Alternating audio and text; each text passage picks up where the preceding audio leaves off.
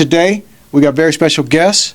We're doing something a little different with this segment. I usually go with 1 hour segments, but today, this is going to be an ongoing series. It's going to be part 1, part 2, part 3, so that we make sure we capture the full story and bring it to you guys. There's a lot happening here. It's a very interesting story, and I couldn't wait to do this when we're here doing it right now, and this is good. You can also find me on Instagram as well as TikTok under the Keep It Movin' logo. So with all that being said, I got Dr. Morgan here with me today. Dr. Morgan, what's going on? How you doing? I'm good.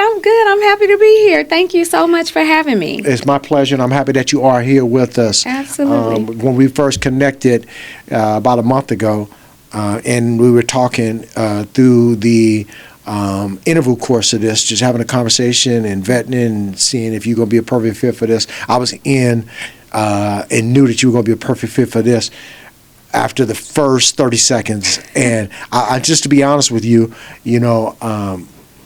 I wanted to do it sooner than now. I really wanted to get it on that first week, that first day after we hung up the phone, but with the schedule, it just didn't permit. But we're here right now. That's right. And like I said, I know that this is not going to be a 1 hour episode.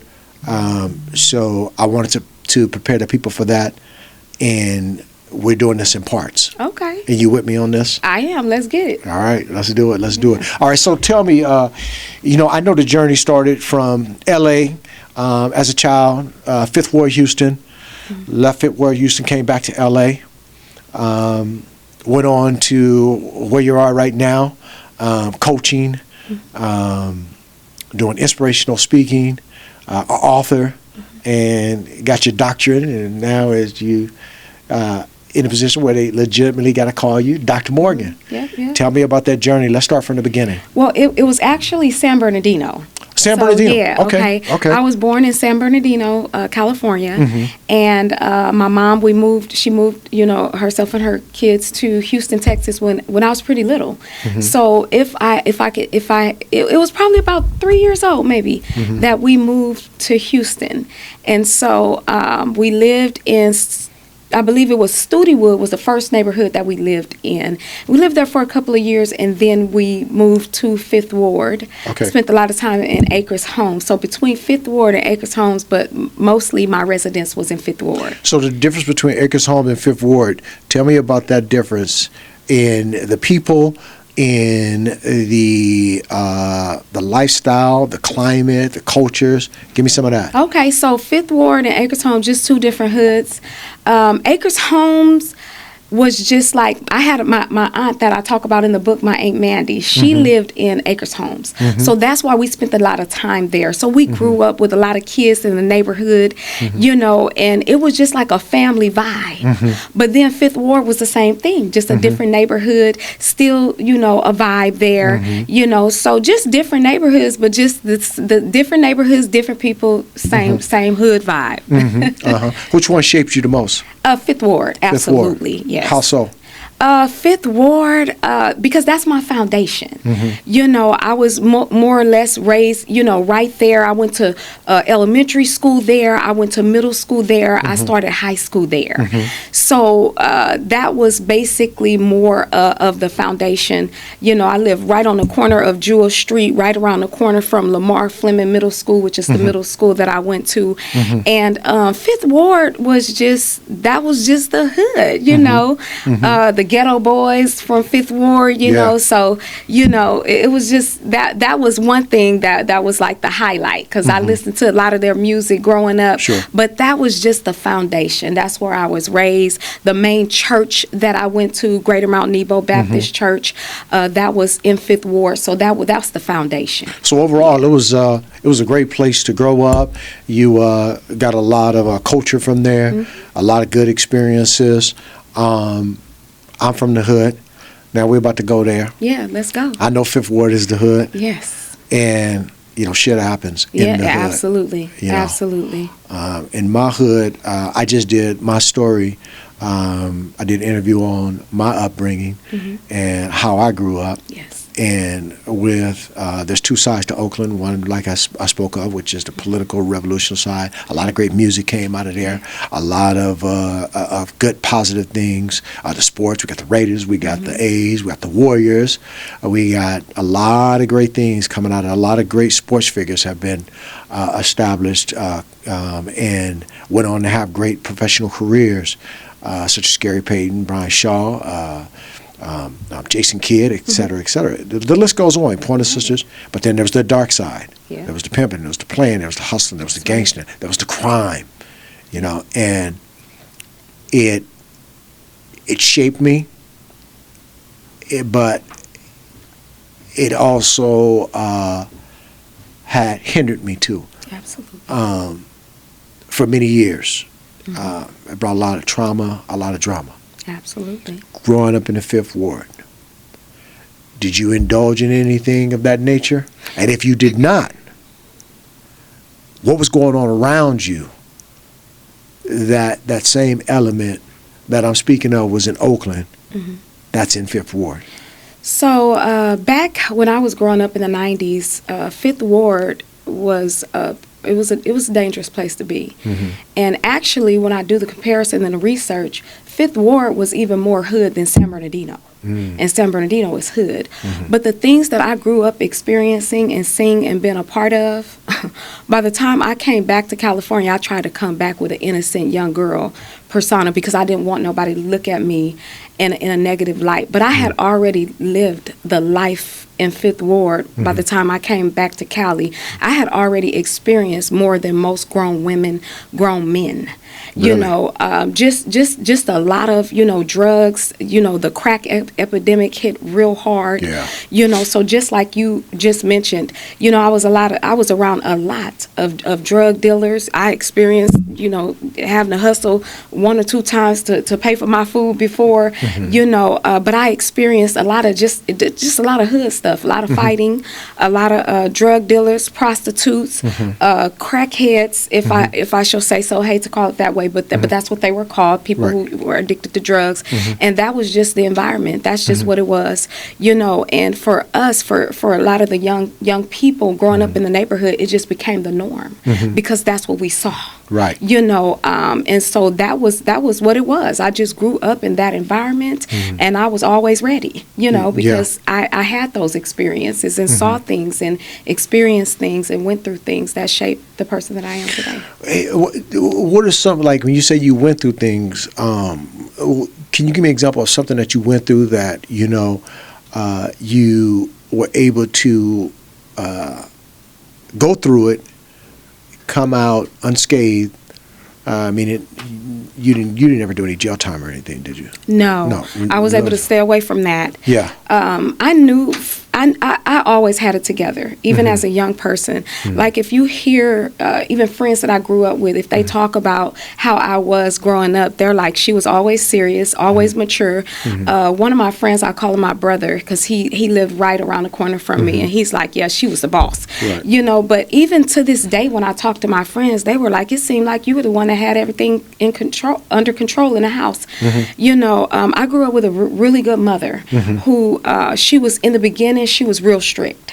She supervised her kids. She volunteered at our schools. To look up and see your mom there and know you can't get away with nothing because there she is in the office.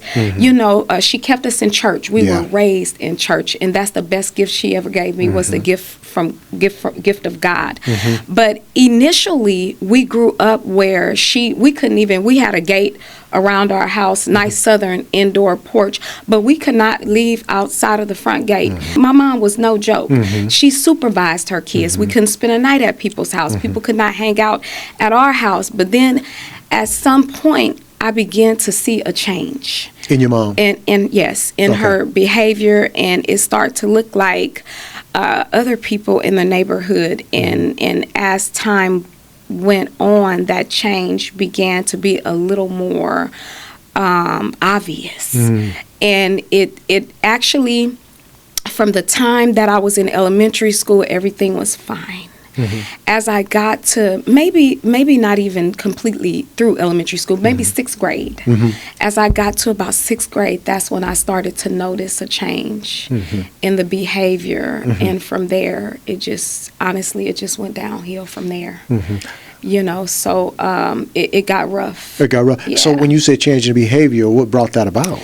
I started to notice that her behavior was similar to some of the people that lived in the neighborhood that were known drug addicts. And the reason why I say that, my mom always kept herself up. Every time she walked out of the house, she was fly from the crown of her feet to the sole, from the crown of her head I know that to made the sole you happy. of her feet. Okay, your mom coming. It's like, this my mama. She was fly. Right. But what started happening was I started to notice her absence.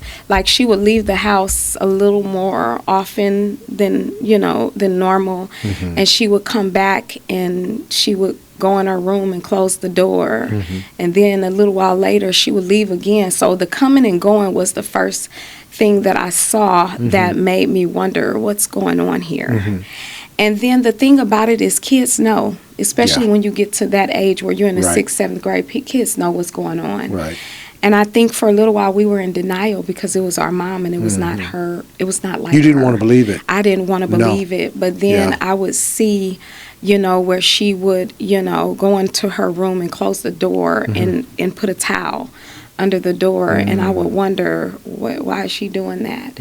But after a while, it just became very evident what it was. And that changed a lot. How did that affect you? How did that make you feel? What did you go through once you had come to the realization that this is what it is? I went through a lot, and it started off kind of. It wasn't a fast-paced thing. It kind of started. There was this regression that I continued to see as I watched, her behavior, and it got to the point where I could even see it in her face. I could hear it in her voice. I could see it in her eyes. And so when it really hit me, when I came out of denial, it just was what it was.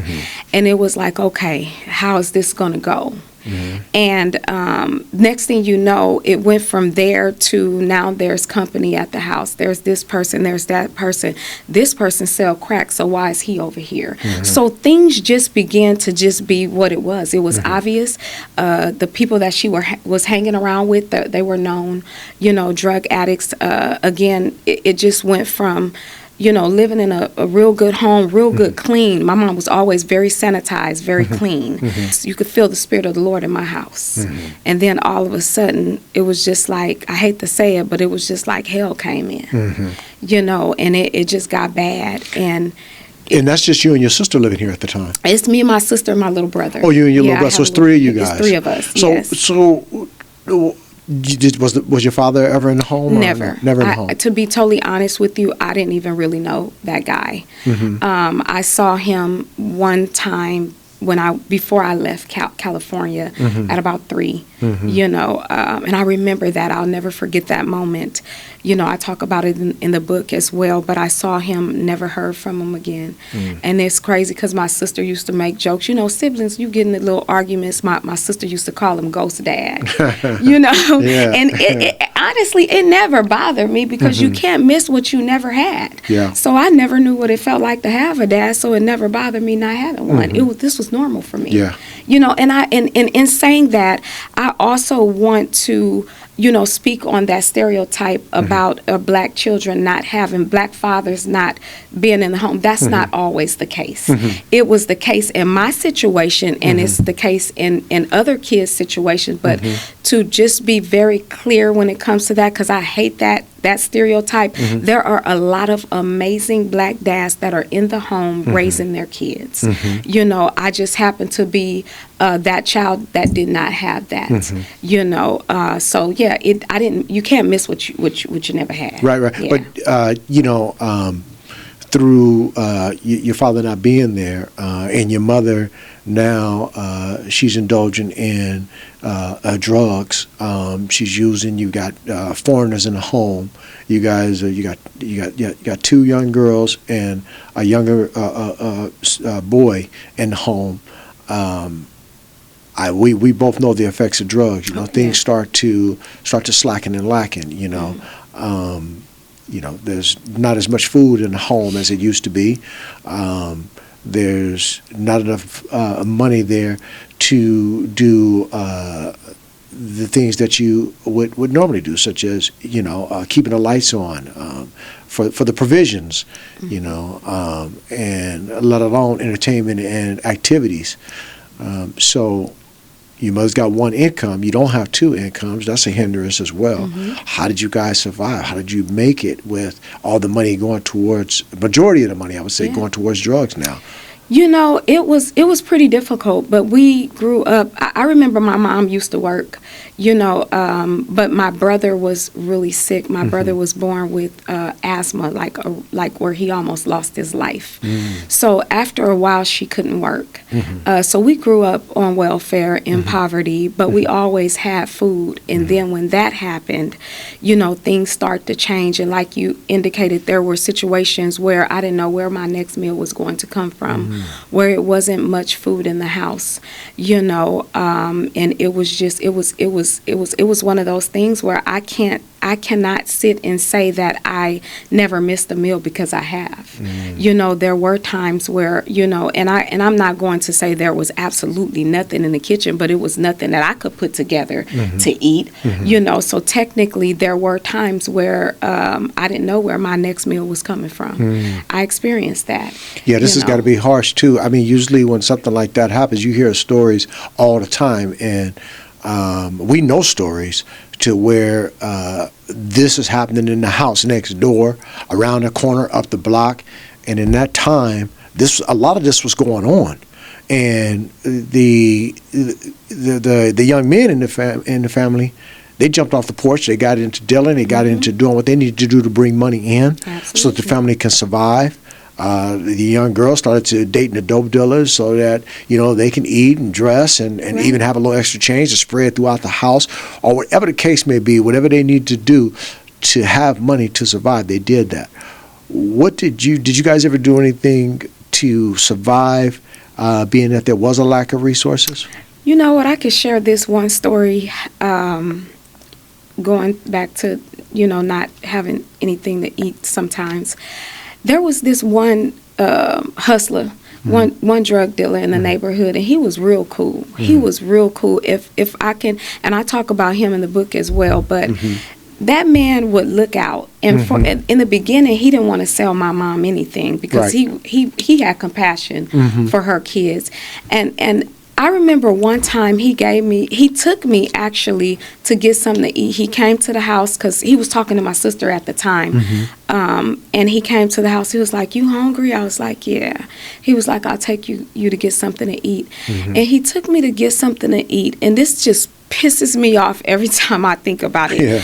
But he took me to get something to eat. And I'm telling you, I was starving. Like, I felt like my stomach was touching my back. Damn. And so this was when that like 2-3 days not eating? Nah, it was probably like maybe a day or two. A day or two, yeah. But we went. This was when they combined. I think it was the KFC and the Taco Bell. I remember that. Yeah. So he took me over there, and I ordered a burrito. A burrito, and I couldn't wait to get home and just, sink my teeth into that burrito. I'm surprised you didn't tear into it at the moment that you got in your hand. You know what? I was just trying to respect his car. I just didn't want to eat in his car. My mom did raise me right. So I get home, and I'm ready. Like, I'm about to tear this thing up. And I opened that box, and they played with my food in that restaurant. It looked like they tossed the burrito around on the floor. The beans were really dry. Somebody took a bite out of the burrito and put like 2 chicken bones in a box. And I couldn't even eat it. Yeah. That pissed me off so bad. I'll never forget that. But at the end of the day, I don't remember what happened after that. I could imagine, I had to have gotten something from somewhere. But yeah, it was situations like that, But as far as, did we do anything to illegal or anything? So we had 2 girls that were twins, and they lived by us, and they would always hang out at our house. and their dad was, we believe, was a drug dealer, but he was real low key with his. And he used to keep wads of money under his mattress. And so the twins would go in his room and go under the mattress and pull stacks of money out. And I believe to a certain extent he left it there, some of it there for them until they would go overboard. But once that started happening, they would come in and they would share their money. We would go to the store, you know, we were able to purchase things, you know, get food and all that. But then at a certain point, it did get to a point where my sister, you know, she was dating, you know, a drug dealer, and he sold drugs. And there was times where, you know, I remember one time I went in a stash, you know, and they used to keep it in a matchbox, and you open a matchbox and there it was. Right. And I remember I took old matchbox. My older brothers used to do that. They used to put it in a matchbox. Yeah. And I remember I took that matchbox on the side of the house, and this is the first time, you know, and I was very naive because I knew what it was. I knew it was crack, you know, but I was curious at first, like, what is this? What is it about this that keeps people going back and forth, like where they're willing to lose everything for it? So I remember going on the side of my house with that box and looking at it and just kind of like looking at the different sizes, examining the texture and all that. And I remember one time I took a crack rock and touched my tongue with it to see, you know, thank God it didn't go no further. But I don't know why I did that. But again, I was a kid. I was like 13 at the time, if that. And I was just curious. That's what kids do, 13, 14, they're exploring. And so after that, I closed it and put it back. But I remember the guy across the street, he was also on drugs, and he would come over there to my house to buy his dope from my house. And I remember one time he came, and my sister and her dude wasn't there. So I was like, so I did what I had to do, made me a little bit of money, put that little stash back, and I had a couple bucks to get me, you know, keep me afloat for a couple of days, you know. So, and it was only maybe one or two times that I did that, but at the end of the day, that wasn't the type of lifestyle that I wanted to live, but I had to survive, and I had to eat. Yeah, what about school? How school was schools? Would you guys, were grades slipping? Were you guys continuing your attendance in school? And now that your mother's not coming there and she's not being the warden of your activities at school and overseeing everything that you guys are doing, now you got a little more free range. Did any schools start slacking? Did you guys get into any mischievous behavior with boys, like start dating more, staying out later because you said that there was a street light, you had to beat it home? Did any of that change? You know what, for the most part, I was always driven, and school was my escape from the hell that I was going through at home. So I enjoyed going to school. I was a cheerleader, you know, and I loved to cheer, you know, so I went to school, you know. I was also in dance, you know, so that's why you see me doing little dances and stuff on here TikTok? And there. Yeah, because I was in dance, man, and I loved it. And it's like when I went to school, it took me away from the stuff that was going on at home. I had some real cool friends, you know, and that's that down south upbringing where the culture was there. You know, Houston got that vibe. You know, the teachers looked like my mom, my friend. You know, it was just real cool. But for me, I liked school, and I'm not even going to say I like school. I like the activities and the involvement, because you listen to my kids, they're like, she's a nerd and she turned in all her work on time. It wasn't that. It was just that what I did know is I had to do something different with my life. So I went hard in the paint at a very young age because I always wanted to be successful, and I knew I was different. So I didn't play when it came to school and stand on the honor roll and trying to keep perfect grades, because that was always me. Even before my mom got into drugs, like my mom didn't play. Like my mom would literally, when it was report card day, when we walked in that house, it's like you open the door and she's sitting in a chair with her hand out. She wanted, so she could check them report cards. Yeah. And I remember just one time, I think I got a C or something. And I tried to like turn it into a B? Because the writing on it was like kind of like pencil, but it wasn't. Big mistake. Man, I tried it. I thought it looked good. It looked good to me. I asked my friends, "This is cool. This look." Man, as soon as she saw that, she went in, and I'm like, "It's a C," But I wasn't a C student. I was an honor roll student, so she wasn't accepting that. Right. She knew what you were capable of, and what you could do, and what she expected of you. Yeah, and my sister was the same way. My sister had a real high IQ. She was, we made real good grades. But so I didn't play about school, but I can say this.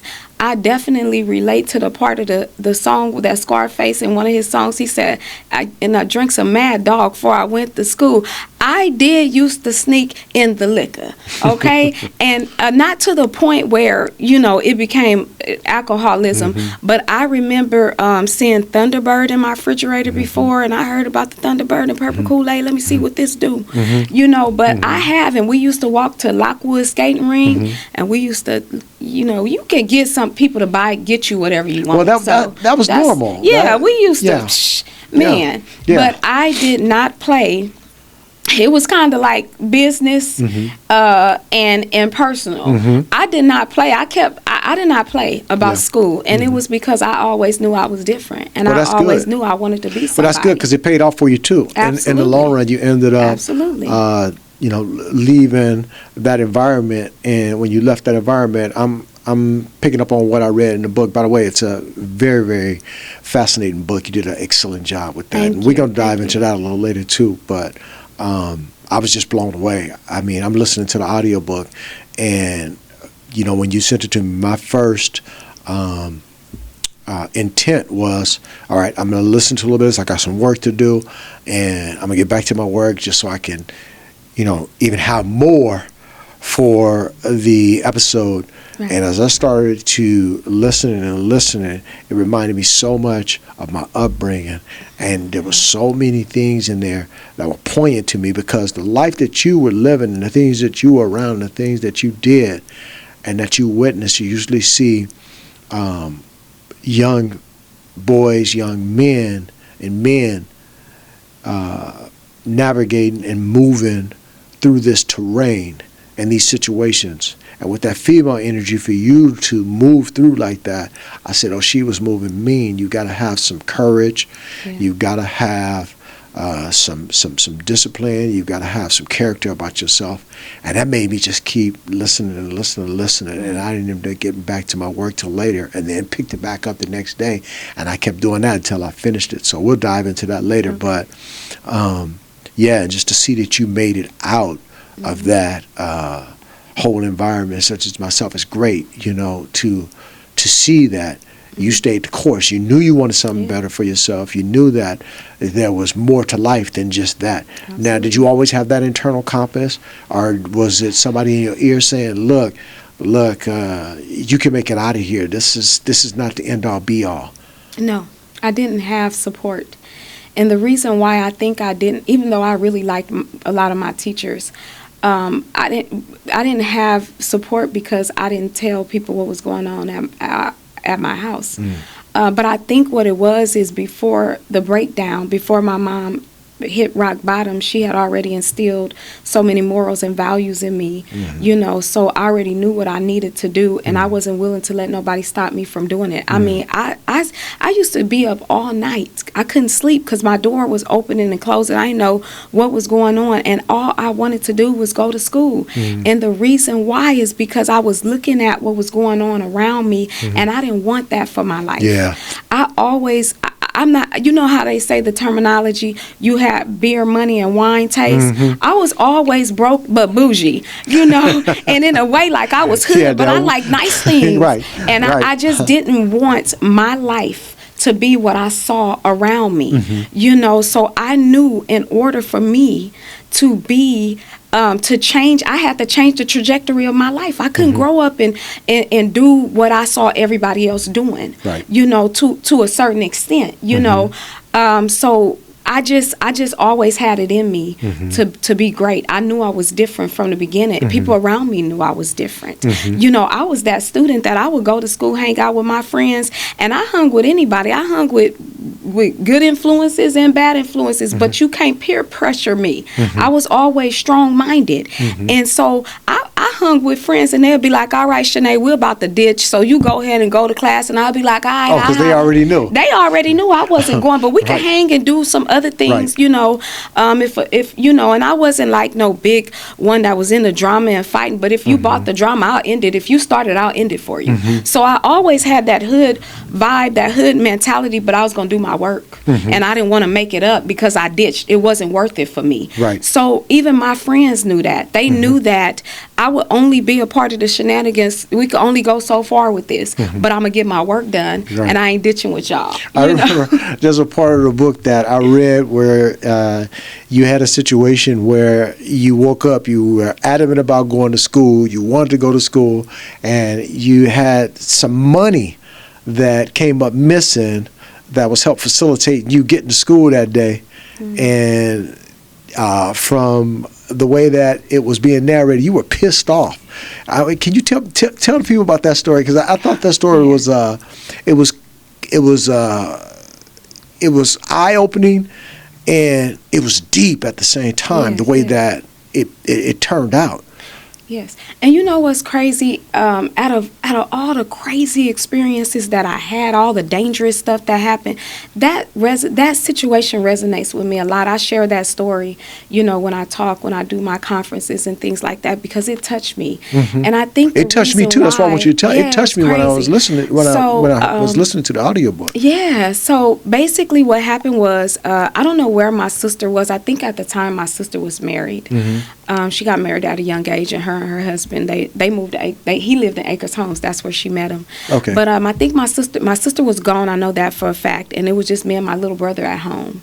And we used to get left at home a lot by ourselves. So I kind of like ran the house, you know. And I remember my mom was gone, and she had been gone for a couple of days. I didn't know where she was. I didn't know if she was dead or alive. I hadn't seen her, hadn't heard from her. You know, she was gone. And so I remember before she left that weekend, the same guy that I told you that took me to get something to eat and would look out for me here and there, he had gave me some money. It's just that people wanted to support me, I guess, as far as at least making sure I got to school. Well, they saw it in you. So, yeah, he, again, my middle school was walking distance, but my high school wasn't. So he had gave me some money for some bus fare, and I had put it in a little jewelry box by my bed. And that was over the weekend. And because I believe it was like Friday was like the last day she was there. It was a couple people at the house. And then by that Saturday night, it had been a bad storm. It started storming, raining, you know, and down south when it rains, it pours, okay? Right. And it was dark, it was thundering, you know, and I remember I was in my house, you know, trying to get some rest. And I heard a knock at my door. And by this time, I wasn't scared to open the door for nobody. I had already been through so much. I wish you would, you know. But we had burglar bars on the doors, on every window. And I remember somebody knocked on my door, and I was like, who is it? And then the guy told me who he was, and I opened the door. I didn't unlock the burglar bars, but he was like, I recognized who he was because he went to church with us, and they lived down the street. This was a grown man. At the time, he had to be in his 30s or 40s. And, of course, he seemed older than me back then because I was young, but he was a grown man. So he knocked on my door, and he said, is your mom home? And I'm like, no. You know, and by this time, I had a bad attitude. Yeah. You know, I was angry. So I was like, no. Well, of course. I mean, look what's going on around you. I was going through. I'm like, why this man knocking on my door? But anyway, I said, no, she ain't here. And he was like, can I please, you know, and remember, I told you we had a big closed-in southern porch, right? And so he said, do you mind if I sleep on your porch? He said, you know, it's raining out here. He said, and I left my key in the house, and my mom's not. I can't get in the house. And I was like, yeah, you know. And so we had, like, patio furniture. So he laid on the patio furniture, and I closed the door, and then I thought about it, and I said, girl, that man is probably cold. It's raining out there. It's cold. It's storming. Give him a blanket. So I opened the door back. I got a blanket, and I said, here, sir, you know, here's a blanket. And I squeezed the blanket through the burglar bars. And so he could cover up because I didn't want him to be cold. You know, so I went to sleep, and the next morning I woke up, and I was always responsible, me and my sister, for kind of like taking care of my little brother. So I remember I earned his clothes and got him prepared for school, and the school bus used to come and pick him up. So as he's waiting for his school bus, I went, got myself together, and I go to dig for my change, and it's gone. And by this time I'm pissed because my homeboy that I told you about that lived by me, his mom would give me a ride to school if I would get there on time. But it was hard for me to get there on time because I'd be up all night just watching my house, and so I knew I would miss my ride. So I got up. I couldn't find my money. So I'm like, I know I put it here. So I look again, make sure I'm not tripping. And then I just went in rage, and I started crying and screaming and cussing. Like, who steals a kid's bus fare? And I'm in tears because I'm like, now this lifestyle is affecting me. As I'm angry and crying and I got tears and snot coming out my nose, I hear a knock on my door. And by this time, I forgot that homeboy was sleeping on my porch. And so I'm mad. So I answer the door, who the is it? And he was like, it's such and such. And then it hit me, oh, this man was sleeping on your porch. And so I opened the door with an attitude, and he was like, you know what? And he dug in his pocket, and he pulled out some change. And he said, here, young lady. He said, you take this. He said, you take this. He said, are you right? You should be able to go to school. He said, you take this. This is all the money that I have to my name, but I wasn't going to do nothing but buy a beer with it. He said, you take this, young lady, and you go to school.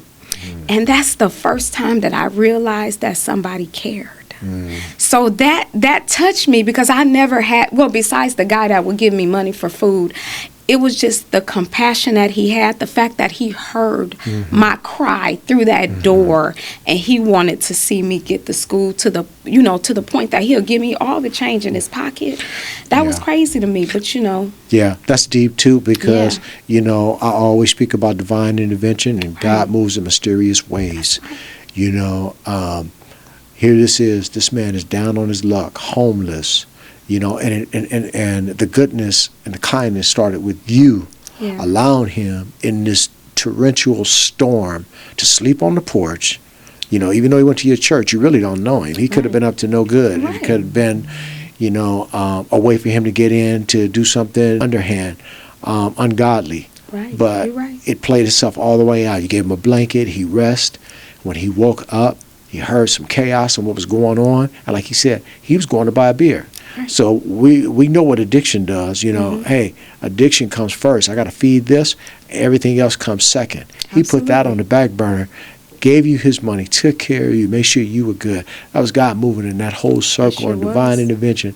And I'm glad that you had the internal compass to be able to read that, gauge that, and to be able to continue to move forward and be thankful and be grateful for everything that took place at that time. Move forward and continue to make things happen for yourself. Out of that situation, going to high school, you graduate now, you go on to college. Did you go on? You went on to college, correct? Did you go on a scholarship? What happened? How did you maintain college? You know what? I just it was kind of like a shift. We moved from Houston. To me, we was running for our lives. So when we moved, I was upset though that we had to move from Houston because I had already been well established. I had gotten to high school as my sophomore year, my freshman year, I tried out, I made the cheer team, there, and right like in the middle of my high school years, I ended up moving to a relative's house. So I talk about how I moved around from home to home and lived with random people. But right before, getting to college, we came back from Houston and went back to San Bernardino. And so I believe we got to San Bernardino about the end of my sophomore year, going into my junior year. And I just kept it pushing. And I remember when I graduated high school, again, I always knew I wanted to be great. Mm-hmm. And so I did. I had some scholarships, and but I didn't know what they were. I knew that this is for school, and you go use this to go to college, but I didn't know that was like real money that could have been cashed out to me. So I had a couple of scholarships, and when I graduated, I just stacked them up with my little books and put them under my bed. I didn't know how to use them. I was not taught how to navigate the college system. I didn't have nobody to show me how to apply for college, how to fill out a financial aid form. I had my aunt that was real supportive. She helped me get into my first job, and she worked for a children's services department for the city. And she was like, I want you to apply. And she had me go through the ropes like everybody else. She didn't show me no favoritism because I was her niece. And no nepotism here. Never. And I started at the lowest. Like I started below minimum wage. I don't even know how they was able to do that. But I started the job. And I started as a preschool teacher. There was a daycare. And in order for me to continue to move up, I would have to go to college and get my early childhood development units. I always knew I was going to college. I always knew that. It was always a goal. But I thought that I could take a quick break because I had been through so much with school. I just wanted to breathe a little bit. And life. And so I was going to go because I have it in me. That's just me. But in order for me to move up at that job, I had to make it happen. So I didn't get a break. So I went into junior college. I went in blindly. I could have went to a few universities. I got accepted into a few different universities, but I didn't know what I was doing. So I jumped into the junior college, which I don't have no regrets about because it gave me that preparation that I needed. But when I started, I went in blindly. So I didn't know about sitting down with an academic advisor. I just knew I needed to take these child development units to get this promotion, but I want to study psychology. So I got the ESCs out the way, and then I went into psychology. I was in there taking all the psychology classes. And so I was taking psychology classes. I wasn't taking none of my GEs or nothing. And at some point, a counselor or an advisor was like, no, you got to do an ed plan. You have to do an ed plan or you're not going to be able to transfer to a university, Right. So talking about the GE, I know those are general electives for those that don't know. General ed units, right. Yes. So and your maths and your, all of those requirements that'll get you where you can transfer. And it was funny because I finally sat down like after the first 2-3 semesters, and I sat down with the counselor, and she did my ed plan, and I learned the ropes. From there, I started learning the ropes. By the time I graduated from that junior college, I had 2 degrees, and I had my psych tech certification because I started off in mental health. Wow! So I had my psych tech certification. So then from there, I went on to Cal State San Bernardino, and it just elevated from there. Now, I know you have a daughter, right? Yes. When did she come into play? My daughter came into play in high school. I had my daughter my senior year in high school. Okay, so you got a daughter in senior year of high school. Is mom still using at this time? Yes. You guys are moving up abruptly from Houston to San Bernardino. You got a young child. You're in college. How's all this happening with the newborn? You know what? My mom was.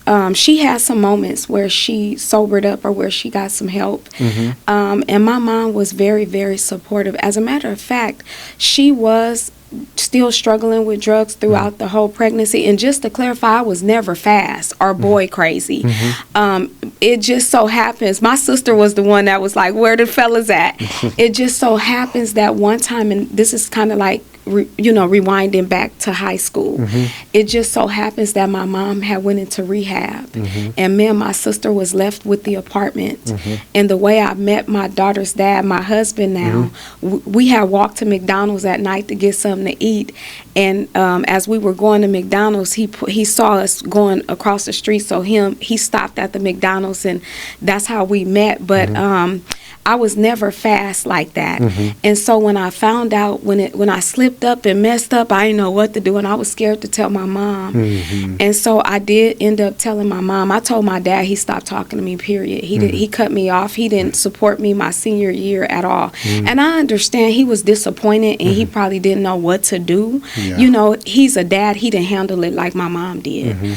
So I understand he was probably just hurt, like he didn't know what to do. But my mom was like, she was disappointed. She said, I had high hopes for you. She said, but it's okay, we're going to get through it. And so again, by the time that I had my daughter, my mom went through a phase of sobriety.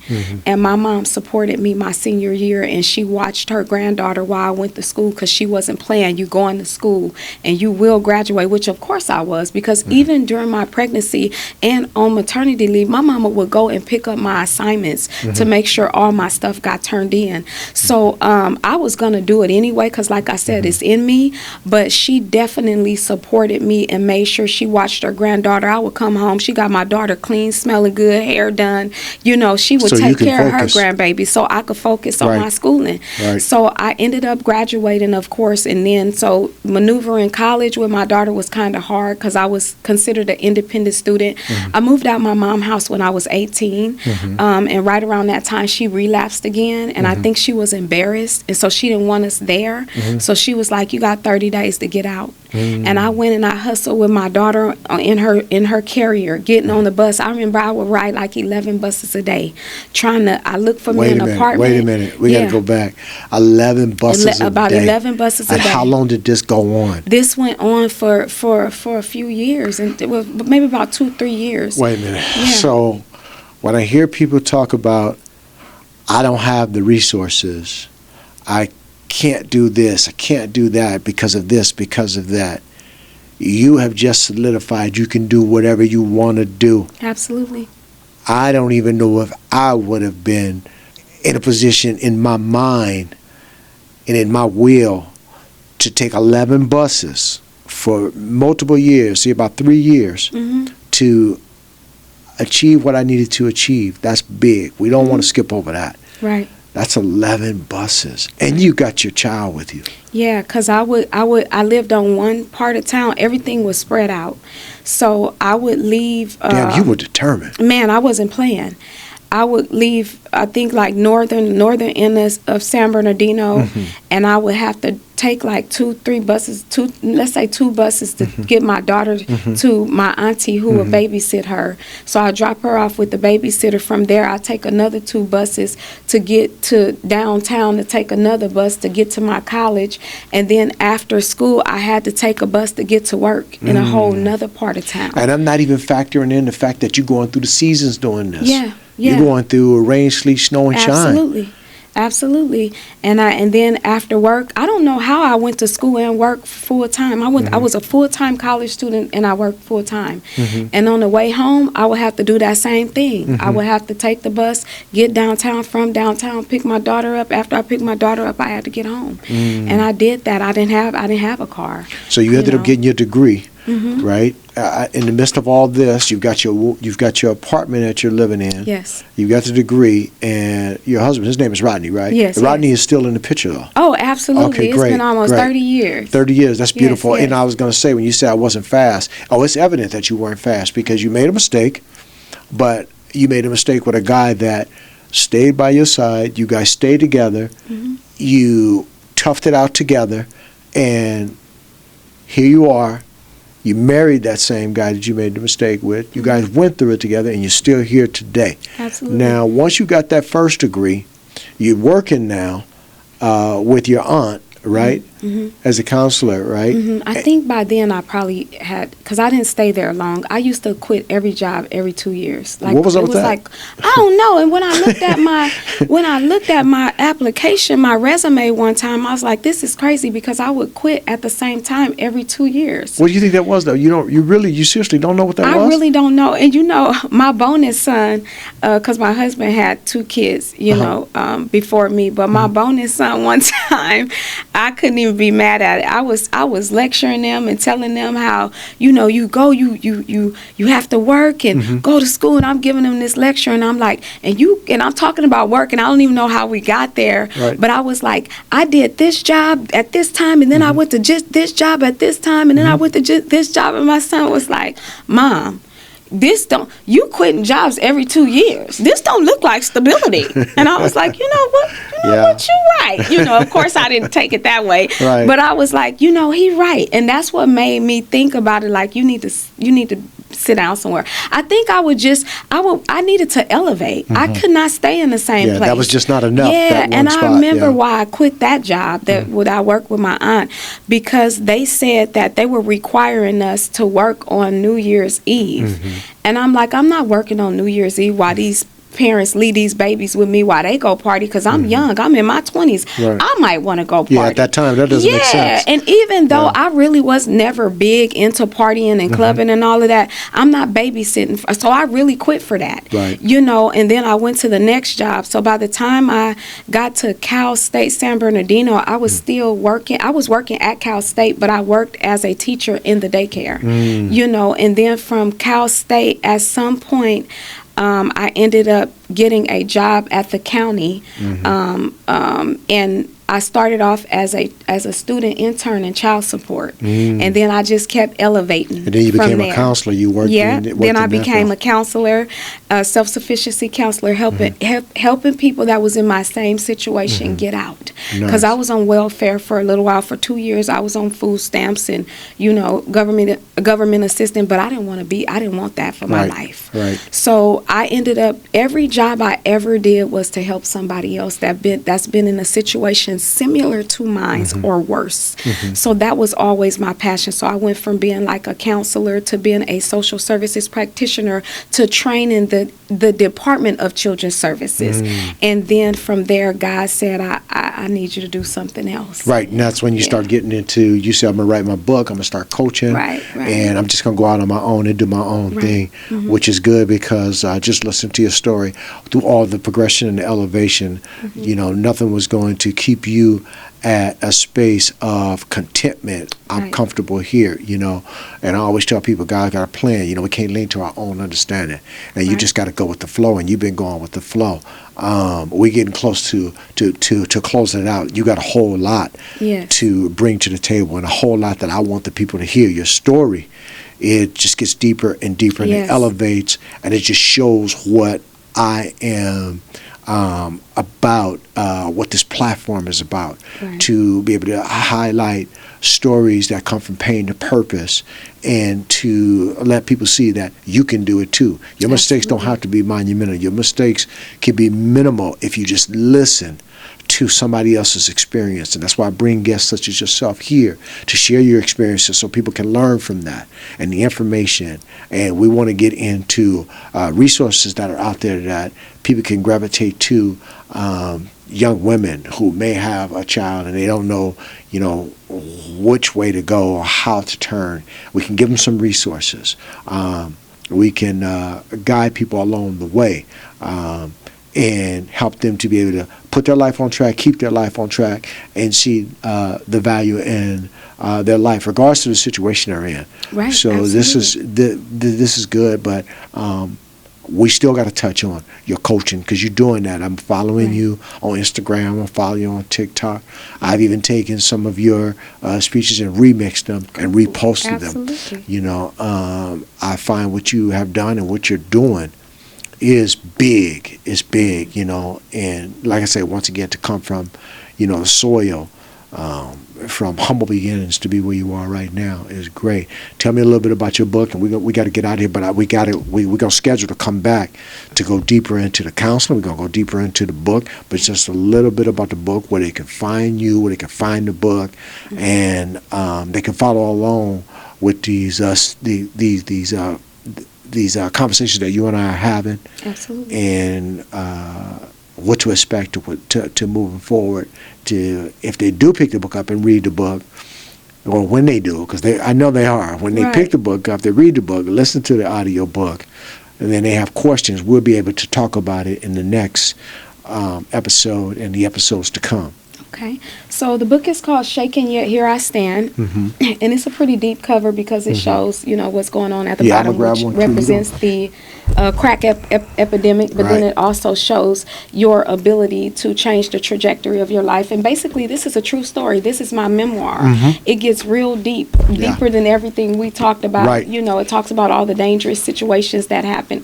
But basically, the whole point of this book is to show people that you can go from hell and high waters, and you can still elevate, and you can still become successful.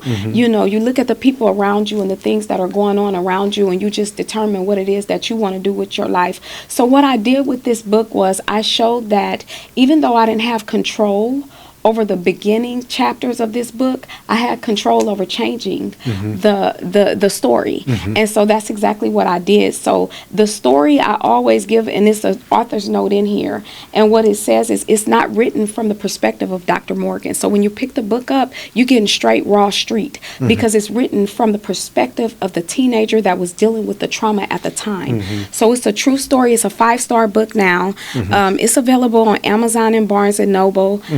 I'm going to put it on a couple different other sites as well. But on Amazon, it's available in all different, you can get the audio or, the book, or you could just, Amazon has all of the Yeah, they formats. got different, They got every format. yeah. But it's a 5-star book. The ratings on the book are amazing. I'm so grateful at some of the things. People are like, it's like a movie. I couldn't put it down. It's a page turner.